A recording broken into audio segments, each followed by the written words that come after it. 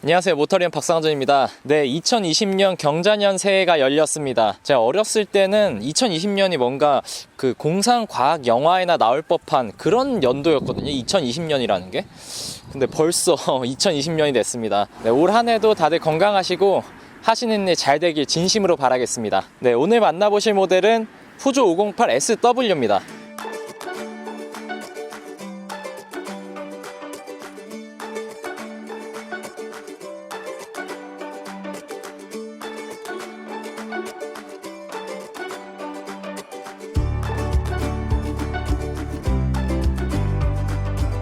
저 연예인처럼 보기가 좀 힘든 차입니다. 이 차가 별로여서 보기 힘들다 이런 게 아니라 이 외건이라는 장르 자체가 대한민국 시장에서 굉장히 생소하고 그리고 파이가 굉장히 작죠. 외건이나 해치백 선호도가 워낙 낮은데 국내 시장이 푸조의 기함인 508을 가지고 외건형으로 만들어서 508 SW가 됐습니다. 기본적으로 차량이 세단 같은 경우는 3박스 형태잖아요. 앞에 하나, 중간에 승객석 하나, 그리고 뒤에 트렁크 하나, 이렇게 해서 3박스 형태인데 해치백은 거기서 트렁크를 잘라버리면 여기서 끝나겠죠. 여기서 끝나면 해치백은 그래서 A필러, B필러, C필러가 있습니다. 근데 외건 같은 경우는 세단의 뒤를 자른 게 아니라 뒤쪽에 짐 공간을 늘렸어요. 그래가지고 A, B, C, D필러까지 있습니다. 그래서 해치백과 외건을 쉽게 구분을 하시고자 하면은 이 D필러를 확인해 보시면 됩니다.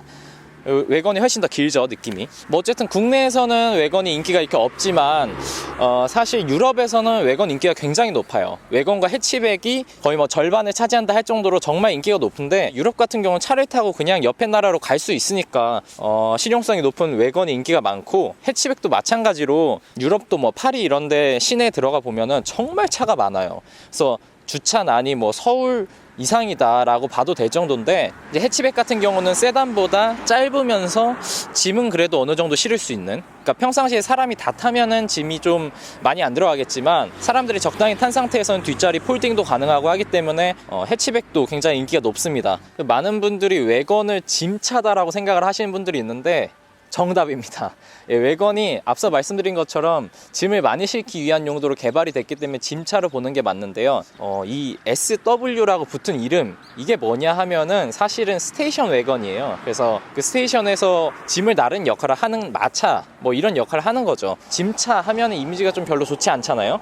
그래서 다른 브랜드들은 다른 이름을 많이 써요. 뭐 BMW 같은 경우는 투어링, 벤츠는 에스테이트라고 쓰기도 하고, 아우디는 뭐 아반트 이런 식으로 쓰죠. SW 그 짐차라는 용어를 그대로 사용하는 데는 사실상 이 푸조밖에 없는 거예요. 푸조 계열만 SW를 사용하고 다들 다른 멋진 이름을 사용하는데, 어쨌든 기본에 충실한 차라는 얘기인 것 같습니다. 국내 브랜드들도 외건을 내놓은 적이 몇 번 있었어요. 꽤 있었는데 뭐 가장 최근에는 이제 단종된 i40, 현대 i40가 있었는데 그 차량도 사실 인기가 별로 없었어요. 유럽에서는 좀 팔렸는데 국내에서는 인기가 없었고, 그러다 보니까 뭐 수입사들도, 예를 들면은 유럽에 진출해 있는 많은 브랜드들은 외건 모델을 다 가지고 있거든요. 근데 그 모델들을 국내에 수입을 하진 않아요. 여러 가지 보강이나 뭐 이런 것들 때문에 세단보다 가격이 높아질 수밖에 없거든요. 그렇기 때문에 더 구매를 안 하지 않을까라는 생각도 좀 해봅니다. 저는 근데 이렇게 생각해요. 실제로 해치백 같은 경우는 물론 현대 i30가 처음 1세대 나왔을 때 꽤 많이 팔렸죠. 근데 이제 2세대, 3세대로 올라가면서 가격이 높아지고 다른 대체된 차들이 많아져서 조금은 이제 인기가 식었는데, 근데 이제 폭스바겐 골프를 보면 국내에 출시되고, 야, 폭스바겐 골프는 뭐 해치백의 대명사래, 뭐 진짜 좋은 차래, 이런 말들이 많다 보니까 제 생각에는 유행 따라 구매하지 않았나. 왜냐하면 사실 국내 소비자들 생각을 해보면 해치백 별로 안 좋아하지, 그리고 디젤 별로 선호 안 하잖아요. 뭐 시끄럽다, 진동 있다, 어쩐다. 근데 처음에 디젤 모델이 1.6, 2.0 모델이 정말 많이 팔렸어요. 어쨌든 그런 걸 보면 좀 유행을 따르는 게 아닌가 싶기도 합니다. 외건 같은 경우도 볼보가 지금 현재는 V60, V90 크로스컨트리 두 가지를 판매를 하고 있는데 그 차들이 인기가 꽤 좋아요. 그러다 보니까 제 생각에는 분명히 이제 외건에 대한 인식도 좀 바뀌고 이 508 SW도 빛을 볼 수 있지 않을까라는 생각을 해봅니다. 네, 이 푸조가 한국에 선보였던 외건 모델들 조금 잠깐 살펴보면 207 SW, 307 SW, 407 SW가 옛날에 있었고, 그 다음에 308SW, 508SW로 바뀌었는데 지금 보시는 모델은 508SW의 2세대 모델입니다. 1세대랑 비교하면은 전체적으로 좀 작아졌어요. 사실 핵심이라고 할 수 있는 저 트렁크 공간도 좀 작아졌습니다. 푸조, 시트로엥, DS 이 세 브랜드가 각각 전략을 좀 달리하고 있어요. 이 DS라는 브랜드는 고급 브랜드이기 때문에 완전히 상위에 있고, 맨 아래쪽에 일반 대중 브랜드로는 시트로엥이 있고, 그 중간에 약간 세미 고급 브랜드라고 해야 될까요? 뭐 푸조가 어쨌든 그 위치를 차지하게 됩니다. 그래서 시트로엥, 푸조, DS 이렇게 해서 점점 고급화되는 이런 라인이라고 보시면 될 것 같아요. 네, 먼저 크기를 보시면은 전장이 4780mm, 전폭 1860, 전고 1420, 휠베이스가 2800입니다. 508 세단이랑 비교해보면 길이가 30mm 더 길고 무게가 한 20kg 정도, 제원상으로 20kg 정도 차이가 납니다. 볼보 V60cc랑 비교를 해보면 V60cc가 휠베이스가 한 70mm 더 길고요, 높이가 한 70mm 정도 높다 외에는 나머지는 비슷합니다. 그러니까 크로스컨트리라서 키가 큰 거, 그리고 휠베이스가 볼보 차가 전체적으로 좀 휠베이스가 길어요. 그런 것들을 제외하면은 거의 비슷합니다, 크기는. 전면부 디자인은 508 세단과 똑같아요. 기존의 508 리뷰에서 설명을 해드렸던 것처럼 기존과 동일한 디자인, 그리고 동일한 기능들을 갖고 있는 그런 모델입니다. 주간주행 등과 방향지시 등을 겸하고 있는 저 사자 발톱, 그리고 풀 LED 헤드램프, 그리고 격자 무늬로 되어 있는 그릴까지, 그리고 508 마크도 위쪽에 부착되어 있고요. 이게 전체적인 느낌은 영화 조커 있죠? 그 조커 캐릭터가 웃고 있는 그런 느낌이에요. 굉장히 장난기 많은 그런 모습입니다. 네, 그리고 측면부를 보시면 측면 실루엣은 정말 제가 외관을 좋아해서 그런지 정말 멋있어요. 뭔가 세단보다 훨씬 더 날렵할 것 같이 생겼고, 실제로 외관의 가장 큰 장점이기도 합니다. 짐을 많이 실으면서 세단처럼 이동할 수 있다는 점에서요. 네, 아무튼 옆쪽 라인을 보시면은 이 아래쪽 라인 같은 경우는 그냥 일자로 쭉 이어지는데, 위쪽 캐릭터 라인이 조금 뭔가 이렇게 한번 꺾여서 돌아나가는 그런 형태예요. 그 도상면 반죽을 칼로 싹 잘라낸 것처럼 그런 느낌이 들어요. 상당히 좀 눈길이 가는 부분이고, 이 선루프 같은 경우는 듀얼 타입으로 된 건 아니고요, 싱글 타입인데 그래도 파노라믹 루프가 적용이 돼서 개방감은 괜찮습니다. 전부 다 블랙 하이글로스 처리를 해서 위쪽에 루프렉도 달려있고, 그 다음 그 아래쪽에 윈도우 라인 쪽 보시면은 여기도 전반적으로 다 블랙 하이글로스예요. 좀 더러워지면은 안 예쁘긴 하겠지만 그냥 봤을 땐 굉장히 스포티합니다. 특히 이 차가 지금 회색 계열이기 때문에 그런 점에서 더 멋있네요. 프레임리스 도어잖아요. 굉장히 창문이 옆으로 긴 느낌이 듭니다. 왜냐면 이 D필러까지 있기 때문에 세단에선 볼 수 없는 또 큼지막한 쿼터 글래스도 하나 들어가 있고요. 사이드미러도 블랙 하이글로스. 주유구를 한번 열어보면은, 이 차는 디젤이죠. 열어보면 옆에 이제 요소수가 있습니다. 옆에 요소수 넣는 게 있고, 요즘 같은 시대에 무슨 디젤이냐, 가솔린 들여와라, 뭐 하이브리드, 뭐 전기차 이런 얘기를 하지만, 물론 푸조, 시트로엥 계열도 전기차 이제 곧 나올 겁니다. 전기차가 다 나오고 있고, 전통적으로 유럽 브랜드들이 디젤을 잘 만드는 편인데, 그 중에서도 푸조는 굉장히 디젤을 잘 만듭니다. 어떤 면에서냐면, 일단 디젤은 지금 사람들의 인식이 굉장히 환경 규제에 대한 그런 것들이 많잖아요. 환경 오염 시킨다 이런 생각을 하는데, 푸조 계열의 디젤은 정말 지금 그 강화된 기준조차도 넘을 만큼 그런 배출가스 규제를 잘 맞추고 있습니다. 그 다음 휠을 보시면은, 휠은 미쉐린 파일럿 스포츠 4가 적용이 됐고요, 사이즈는 235, 45, ZR 18입니다. 기존에 보셨던 508 세단은 GT이기 때문에 19인치가 들어갔고, 이 모델은 GT 라인, 그거보다 한 등급 아래 차이기 때문에 18인치가 적용이 됐습니다. 뒤쪽을 보시면 뒤쪽 디자인도 사실 뭐 508이랑 비슷해요. 전체적인 실루엣이 바뀐 거 빼고는 모양은 비슷한데, 이 리어 램프도 사자의 발톱, 뭔가 할켜놓은 발톱 같은 느낌이 들고, 이렇게 좌우가 이어져 있는 테일 램프 디자인은 요즘 많이 쓰고 있죠. 리어 램프 쪽에 브레이크 등이나 방향지시 등 같은 게 빨간색, 노란색 이런 게 없어요. 스모크 필름지 이런 거에서 약간 어두워 보이게, 그런 느낌이랑 흡사합니다. 헤드램프는 그렇지 않은데 뒤쪽에 테일램프 쪽은 까맣게 처리가 되어 있습니다. 굉장히 스포티해 보여요. 진짜 잘 달릴 것 같이. 그리고 이 리어 램프에는 웰컴 시그널도 들어가 있는데요, 잠겨있는 상태에서 문을 열게 되면은 웰컴 시그널이 딱 이렇게 멋있게 들어오게 됩니다. 밤에 보면 진짜 멋있어요. 앞쪽에도 웰컴 시그널이 들어오는데 뒤쪽이 훨씬 멋있죠. 차키를 보시면은 별거 아닌데 뭔가 508처럼 생겼어요. 푸조가 밀고 있는 외관 디자인 이런 거랑 좀 비슷한 것 같아요. 트렁크 공간은 굉장히 커요. 이 푸조 작은 차를 만드는 브랜드 치고는 굉장히 큰데, 그래서 기본 530리터고 2열 폴딩하면 1780리터까지 늘어나는데, 폴딩은 뒤쪽에서도 할 수 있어요. V60cc랑 비교를 해보면은 V60cc보다는 조금 더 크고, 특히 폴딩했을 때는 좀 꽤 많이 커집니다. 기존에 보셨던 508 GT 세단이랑 지금 보시는 508 SW GT 라인, 이 외관 모델이랑 조금 비교를 해보면은 GT랑 GT 라인의 차이라고 보실 수 있어요. 19인치, 18인치 휠이 다르고, 그 다음 전동 테일게이트가 다르고, 이 차량은 수동이거든요. 포카 오디오 적용된 거, 자동 주차, 어라운드 뷰 이런 것들이 좀 다른데, 이 차량에는 이 옵션들이 다 빠집니다. 네, 엔진은 2.0L 블루 HDI 디젤 엔진이 있고요. 8단 자동 변속기랑 매칭이 됩니다. 최고 출력 177마력, 최대 토크는 40.82kgm를 발휘를 하는데요. 2.0L 디젤이라고 하면은 사실은 177마력이면 조금 모자란 수치라고 생각이 들어요. 지금 2020년에는 엔진에 대해서는 이따가 또 말씀드리도록 하고요. 연비 같은 경우는 13.3km/L고 도심 12.0, 고속 15.5km/L입니다. 가격만 잠깐 말씀드리면은 5,190만 원이거든요. 이게 508 GT랑 비슷합니다. 그래서 508 GT 세단이랑 508 GT 라인 이 외관 모델이랑 가격이 비슷하다 이렇게 보시면 되고, V60cc 같은 경우는 한 5,300만 원부터 5,900만 원 정도 사이거든요. 그러니까 508 SW보다는 비싸죠. 실내를 보시면 일단 이 스티어링 휠이 굉장히 작아요. 일반 차들에 비해서 훨씬 작은데, 형상도 스포크가 양쪽에 하나씩만 있는 형태고 아래 위는 다 뚫려 있어요. 거기다가 뭔가 몇각형인가요? 팔각형인가요? 네, 팔각형 모양으로 되어 있는 스티어링 휠, 이게 굉장히 특이하고, 저는 개인적으로 이런 작은 스티어링을 굉장히 좋아하거든요. 근데 호불호가 갈릴 수는 있겠죠. 이 가운데 쪽에는 조절할 수 있는 장치들이 있는데, 여기에다가 좀 다른 버튼들을 조금 더 넣어주면 좋겠어요. 이 스티어링 휠 왼쪽 뒤쪽에 그 액티브 크루즈 관련된 것들이 들어가 있는데, 이게 사실은 위치가 저는 그렇게 좋다고 생각은 안 해요.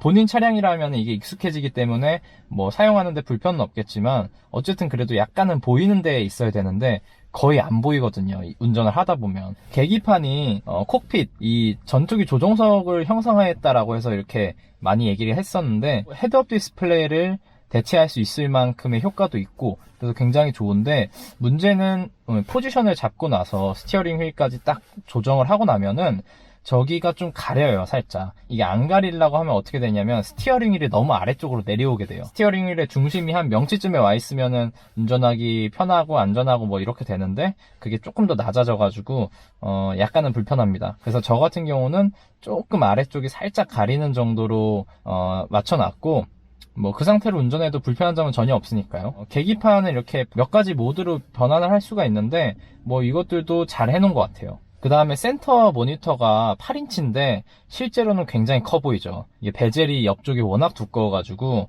보기보다는 훨씬 작거든요. 사용하는데 8인치가 작다 이런 건 아니에요. 근데 원래 이 10인치짜리가 들어갑니다. 10인치짜리가 들어가는 옵션이 있는데, 아마 국내에는 8인치로 들어온 것 같아요. 그래서 8인치는 조금 더 아쉬운, 10인치였으면 더 좋지 않았을까 하는 아쉬움이 있고, 피아노 건반 형상화한 거 이런 것들도 다 좋고, 특징으로 하나 말씀드리면 내비게이션이 없습니다.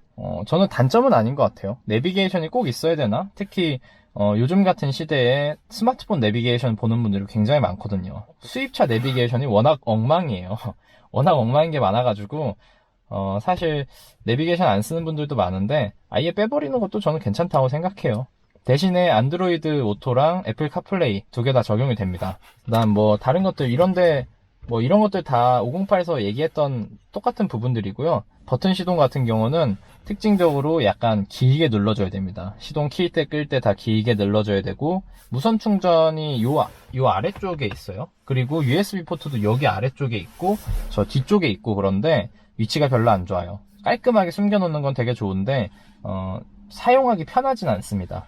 대시보드 라인 정말 멋있네요. 저거는 요 카본 느낌으로 되어 있는 것도 멋있고, 선바이저 확장은 안 됩니다. 아쉽게도 안 되네요. 제가 좋아하는 건데. 시트 같은 경우는 꽤 편합니다. 꽤 편하고, 그 다음에 지금 이렇게 멋있게 퀼팅도 되어 있고요. 이 시트는 전동으로 작동되는 건 물론이고요. 운전석 같은 경우는 메모리가 지원이 되고, 양쪽 다 1열 모두 마사지 시트까지 적용이 됩니다. 물론 차에서 받는 이 마사지는 정말 뭐 조금 건드리는 느낌이에요. 근데 그래도 그 마사지 시트가 들어갔다라는 점에서는 의미가 있다고 봅니다. 네, 앞좌석 제가 맞춰놓은 상태로 뒤로 바로 왔습니다. 제 키는 173이고요. 뒷좌석 무릎 공간은 사이에 하나 반 정도가 들어가요. 제가 시트를 거의 가장 낮춰놓은 상태여서 발이 좀 잘 안 들어가는 수준이고, 시트를 조금만 높여놓으면은 뭐 발은 들어갈 텐데, 어쨌든 무릎 공간, 발 공간 다 넓진 않습니다. 그치만 푸주차 치고는 넓다라고 말씀을 드릴 수 있을 것 같아요. 그리고 머리 공간은 여기 앞에가 정말 많이 내려왔는데, 이게 이 뒤쪽은 전부 파놨어요. 그래가지고 주먹이 하나, 이것도 마찬가지로 하나 반 가까이 들어가요. 머리 공간은 무릎 공간 대비해서는 꽤 넓다라고 볼 수 있겠습니다. 키 크신 분들은 아마 이만큼 올라가니까 많이 답답할 거예요. 왜냐면 여기 이렇게 시야도 가리고 옆에도 시야 가리고 이러다 보니까 좀 불편할 텐데, 어쨌든 제 기준에서는 그냥 괜찮습니다. 머리 공간은. 시트 방석이 아주 조금 짧은 감이 있습니다. 뒤쪽에 열선은 없고요. USB 포트랑 송풍구랑 위치하고, 그다음 여기 이제 이 옆쪽에 보시면은 이렇게 걸 수 있는 고리가 있어요. 여기는 외건이기 때문에 2열 폴딩하고 여기 딱 걸면은 그런 것들, 그물 같은 걸 칠 수가 있는 거죠. 그물이나 아니면 뭐 쇠로 된 막대 같은 거를 쳐가지고 짐이 앞으로 못 넘어오게 이렇게 해주는 역할을 합니다. 양쪽에 옷걸이 하나씩 있고, 근데 이 차에는 문 위에 있는 손잡이가 하나도 없네요. 컵홀더, 작은 컵홀더가 하나 있고, 스키스로 지원됩니다. 사실 이 푸조 차가 잘 못 달린다, 아니면 뭐 힘이 없다 이렇게 말씀하시는 분들 꽤 많아요. 근데 레이싱에서 푸조라는 브랜드는 입지가 굉장히 높습니다. 우선 177마력은 높은 수치는 아니라고 말씀드렸죠. 슬슬 달려보면 부족함 없는 수치라는 거를 잘 알게 해주고요. 그리고 변속기 자체도 이 8단 변속기는 적당한 타이밍에 적당한 단수를 넣어주는 거, 이것도 좋고, 이 변속기는 참 마음에 듭니다. 이 핸들링 느낌, 와 진짜 좋네요. 이 핸들링 느낌, 차체의 느낌, 그리고 서스펜션 느낌이 뭔가 쫀쫀한 느낌입니다. 자, 스포츠 모드가 되면 일단 소리가 달라집니다. 자, 소리가 달라진 거 들리셔요? 소리 달라진 거 들리시나요? 이게 진짜 이 소리가 나면 좋겠지만은 사실은 사운드 제네레이터예요. 그래서 이 차의 스피커에서 나오는 소리고, 이 소리만 들으면 굉장히 스포티하죠. 사기통에 이런 소리가 나 싶을 정도로 되게 스포티한 소리가 나는데, 아쉽게도 스피커에서 나오는 소리고, 지금 스포츠 모드로 바꾸면 스티어링 감각이나 페달 반응 이런 것들이 확실히 달라지거든요. 오, 상당히 빨라요, 반응이. 이 스포츠 모드에서 나는 소리는 3000에서 한 3500rpm 정도 넘어가기 시작하면서부터 약간 우르릉 우르릉 하는 소리를 내네요. 지금 밖에 온도가 영상 1도인데 어제 제가 낮에 한 6, 7도 정도까지 올라갔었거든요. 그때 차를 좀 타봤어요. 그때 차를 타보니까 일단은 타이어 자체는 좋아요. 타이어 자체는 좋은데 썸머 타이어이기 때문에 이렇게 한겨울에는 조금 조심을 할 필요가 있겠고, 이것도 레이싱 관련된 게 뭐가 있나? 왜냐면 브레이크가 되게 잘 들어요. 브레이크가 되게 잘 듣고, 페달 담력 자체가 엑셀 페달, 브레이크 페달 둘 다 좀 편하게 세팅이 돼 있어요. 그렇게 민감하지 않고, 스포츠 모드에서만 엑셀 페달이 조금 민감해지는 편이고, 다른 모드에서는 그렇게 민감하지가 않거든요. 그러다 보니까 조작하기 굉장히 편해요. 에코 모드에서는 조금은 답답하다고 느끼실 수도 있는데, 일반 모드에서는 괜찮고 스포츠 모드에서는 조금 날카롭게 반응을 합니다. 스포츠 모드에서는 RPM을 좀 더 높게 쓰는 것도 있고요. 이런 노면에서도 승차감이 괜찮네요. 되게 괜찮다고 생각이 들어요. 역시 진짜 쫀쫀한 이런 하체 세팅은 푸조가 잘하는구나 생각 드네요. 진짜 역사와 기술을 보면은 푸조가 절대 무시받을 그런 브랜드는 아니고, 승차감이 아주 좋진 않아요. 아주 좋진 않은데, 이거는 산길에서 이 정도 승차감이면은 진짜 부담 없이 와인딩 할 수 있는 정도거든요. 이 서스펜션이 어떤 느낌이냐면 고무를 막 칭칭칭 감아서 곰을 만든 느낌이에요. 그래서 고무 막 감아서 공 만들면은 탱탱볼 되잖아요. 그냥 겉보기엔 단단한데 이렇게 만져보면 약간 물렁물렁한 부분이 있어요. 근데 튀겨보면 탄성이 엄청나잖아요. 약간 그런 느낌이에요. 뭔가 이 서스펜션이 굉장히 탄력적으로 움직이는데, 이게 제가 이제 감히 얘기하자면 재밌고 편하게 탈 수 있는 서스펜션은 이 정도면 굉장히 이상적인 편입니다. 제가 생각할 때는 진짜 그 정도예요. 지금 날씨가 2도인데 조금 조심해서 한번 돌아볼게요.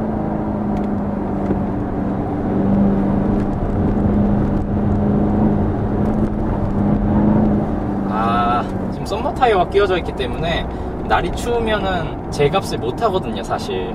그립력이나 이런 것들이. 근데도 지금 모르겠어요. 타이어가 좀 어느 정도 달궈져서 그런지 모르겠는데 상당히 타이어 그립이 좋네요. 지금 시기에는 11월에서 한 3월 사이 정도에는 윈터 타이어로 바꿔주시는 게 좋습니다. 이게 오히려 끝까지 밟으면, 제가 아까 전에 출력 이거 괜찮다라고 처음에 말씀드렸는데, 이게 그냥 편하게 다닐 때는 출력이 충분하거든요. 깊게 밟으니까 딱 177마력의 그 힘 정도가 나오는 것 같아요. 급가속으로 해보면은 힘의 한계가 확 드러납니다. 이 정도 마력이면 부족한 정도는 아니거든요, 사실. 굉장히 정확하게 앞머리가 돌아 나가거든요. 이 점에서는 이 전륜 쪽은 굉장히 느낌이 좋다라고 할 수가 있는데, 근데 이제 결국은 차가 조금은 긴 편이잖아요. 그러다 보니까 결과적으로는 뒤에가 조금씩 한 반박자씩 늦게 따라오는 경향이 있습니다. 그 508 GT를 기억을 해보면 508 GT가 조금은 단단한 편이었어요. 이 차는 GT 라인이기 때문에 조금 더 편안한 그런 느낌이 듭니다. 그러니까 GT가 좀 더 단단하고, 그 다음 GT 라인 뭐 이런 식으로 되어 있기 때문에 GT 라인인 이 차량 같은 경우는 조금 더 승차감이 좋을 수밖에 없는 거죠. 그리고 이제 외건이 되면서 또 이점이 생긴 것 같아요. 이게 기본적으로 이 508이라는 차가 앞뒤 무게 배분이 그렇게 좋은 차는 아니에요. 실제로 전륜 쪽에 무게 배분이 많이 쏠려 있는 편인데, 그런데 이 외건 모델은 아무래도 뒤쪽이 조금 더 무거워지잖아요, 세단보다. 그러다 보니까 무게 배분의 이점도 조금 있는 것 같아요. 전 세단보다 이 외건이 마음에 드네요. 푸조가 근데 전반적으로 다 이렇게 차체 하체 느낌이나 뭐 핸들링 같은 게 좋은 것 같아요. 제가 예전에 2008 탔을 때도 되게 놀랐거든요. 출력이 세고 약하고를 떠나서 이게 차가 코너에서 너무 재밌는 거예요. 승차감이 뭐 안 좋게 딱딱하다 이런 것도 아닌데, 어떻게 보면 사람들이 싼 차라고 생각하는 차인데, 그럼에도 불구하고 그 차도 핸들링이 굉장히 좋았습니다. 그 차의 컨셉이나 아니면 차의 급을 봤을 때요. 지금 이 508도 2008 탔던 기억이 또 다시 이렇게 새롭게 나는 그런 느낌입니다. 푸조가 이렇게 차의 기본기라고 할 수 있는 것들은 굉장히 잘 만들거든요. 근데 이따 말씀드리겠지만 좀 부족한 부분들이 있어요. 그런 이유 때문에 사실은 국내 소비자들에게 조금 외면받는 게 아닌가 싶은데, 이게 이 차가 약간 투어링을 염두하고 만든 차인데, 그럼에도 불구하고 코너링 실력 그리고 달리기 실력이 상당히 좋았거든요. 고속도로에서 어떨지 한번 체크를 해보겠습니다. 고속도로에서도 상당히 승차감이 좋아요. 매끄럽게 이렇게 진행이 되고, 아까 말씀드렸다시피 이 정도 승차감이면 스포티한 느낌도 살리면서 동시에 이 승차감까지 살린 굉장히 좋은 예라고 할 수 있겠습니다. 우선 고속도로에 왔으니까 스마트 크루즈 컨트롤을 사용을 하는데 100km로 맞춰볼게요.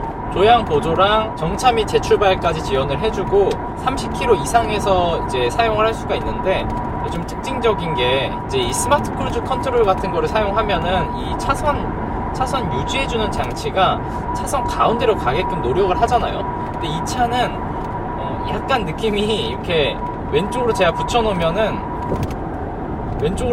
왼쪽에 붙어서 계속 가요. 지금도 제가 왼쪽에 붙여놓은 상태로 해놓으니까 계속 왼쪽에 붙어있는 상태로 갑니다. 이게 좀 신기하네요. 보통은 가운데 쪽으로 최대한 가려고 그러는데 지금 계속 왼쪽으로 붙어서 가고 있습니다. 이게 영상으로 잘 보일지 모르겠는데, 아무튼 그렇고, 스마트 크루즈 컨트롤은 사용해보니까 작동은 잘해요. 작동은 잘하는데 일단 작동하면은 잘 됩니다. 근데 문제는 뭐냐면 이 스티어링을 보조하는 기능이 조금 잘 안 잡힐 때가 있어요. 노면이 뭐 이렇게 선이 좀 확실하지 않게 그어져 있다던가 이럴 때는 조금은 잘 못 잡을 때가 있는데, 일단 잡히고만 나면 기능은 잘 작동을 하고, 그런 느낌도 다 좋아요. 가감속 느낌이나 이런 것들도 다 좋습니다.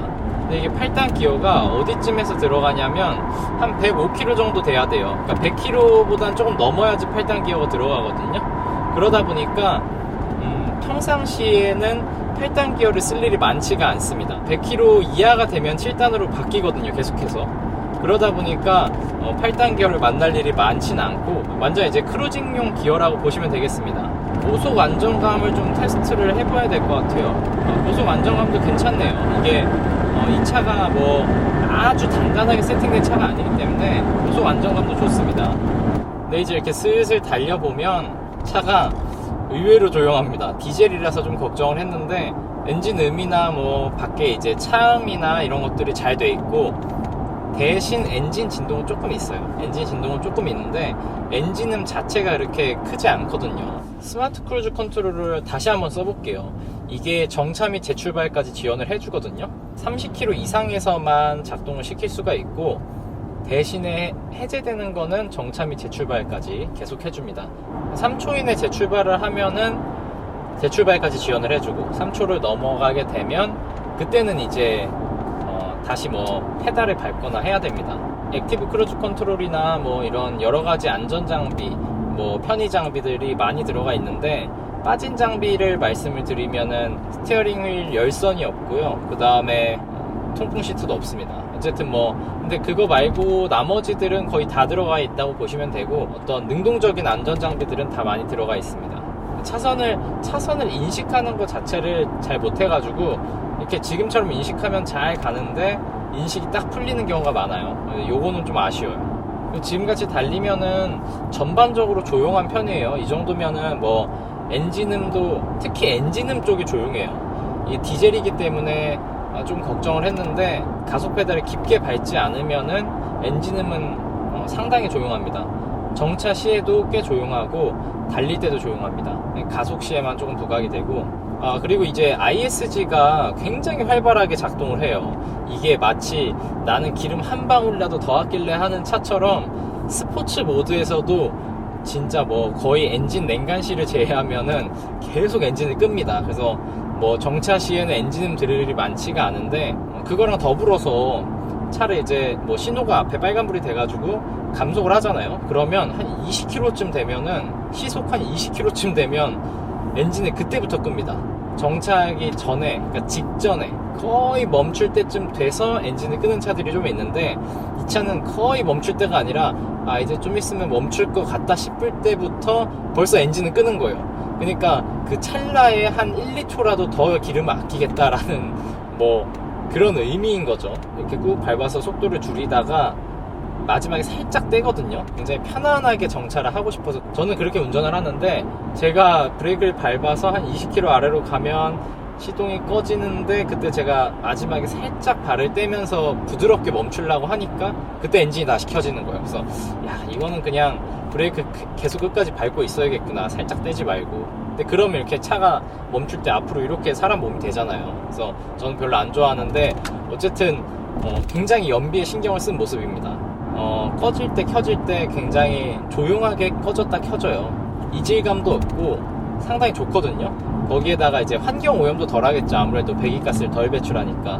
뭐 운전할 때 시야 같은 경우는 이 운전석 시야는 괜찮아요.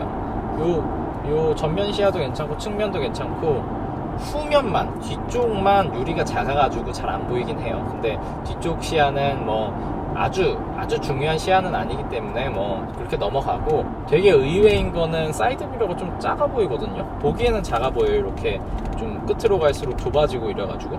근데 시야가 되게 괜찮아요. 사이드 미러 크기 치고는 미러 시야는 좋습니다. 후방 카메라 화질이 좀 안 좋아요. 후방 카메라가 너무 안 좋습니다. 후방 카메라 화질, 그리고 그 프레임 수도 낮아서 약간씩 끊기는 느낌도 들고, 후방 카메라는 좀 개선이 필요하다라고 생각이 들고, 뒤에만 있지만 카메라가 이렇게 후진을 하다 보면은 그 이미 촬영해놓은 영상들을 토대로 어라운드 뷰처럼 보여줘요. 기능성은 다 좋은데 화질이 떨어진다. 그리고 보여주는 화면이 조금씩 끊길 수도 있다라는 게 좀 아쉬운 점이고, 카메라 구성 자체는 되게 좋았습니다.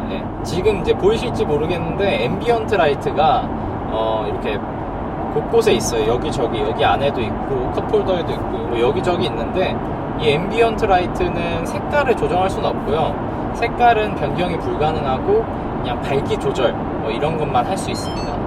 그 다음 이제 오디오가, 이 차량에는 포칼 오디오가 안 들어갔어요. GT에만 들어가고 GT 라인에는 안 들어가는데, 제 음악을 좀 들어보니까 음질이 그렇게 좋진 않습니다. 이게 크루징을 위한 모델이라고 하면 분명 음악을 들으면서 멀리 이동할 텐데 말이죠. 네, 오늘 이렇게 푸조 508 SW를 간단하게 만나봤는데요. 장점이 많은 차예요. 장점이 정말 많은 차고, 저는 디자인도 되게 예쁘거든요. 근데 많은 분들에게 선택을 받지 못하고 있는 게 조금만 안타깝고, 어쨌든 이 차량은 실용성 높은 차량이고 디자인도 정말 멋진 차량이다라는 걸 오늘 확실히 알았습니다. 꼭 이 차가 아니더라도 SUV를 선택하려고 하시는 분들은 외건을 한 번쯤은 보시면 좋겠어요. 꽤 비슷한 가격에 괜찮은 선택이지 않을까 싶습니다. 그럼 저는 또 다음에 다른 모델로 찾아뵙겠습니다. 감사합니다.